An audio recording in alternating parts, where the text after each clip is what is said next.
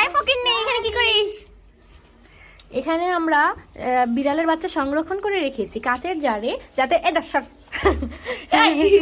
কাচের জারে সংরক্ষণ করে রেখেছি যাতে ওরা বেশি দিন টিকে থাকে, যার কারণে দেখ ওদের আচার, বিড়ালের আচার বানাইছি।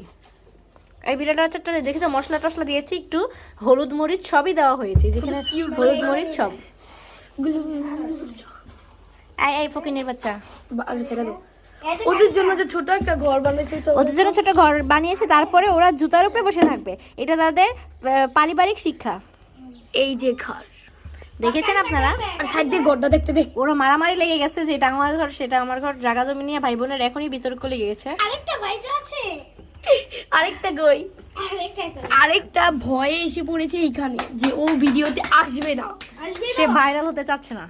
তোর একটা জুম করে ব্যাট খেলুম, ব্যাট খেলুম। কাইল্লারে ঘরের ভিতরে ঢুকতে এই কি এর কাহিলা?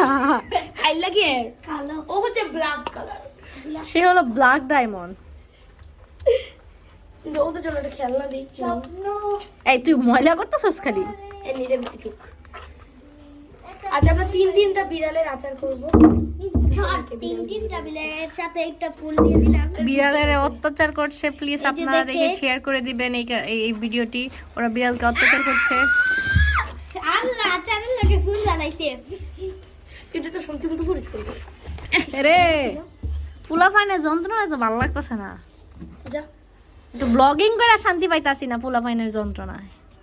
নে নে হেতু তো লে এটা তো কি করতেছে গিলি লে এটা খাড়ে সাথে তুই তো বাপ মা কি তোর শিক্ষা দিকে কিছু দেয়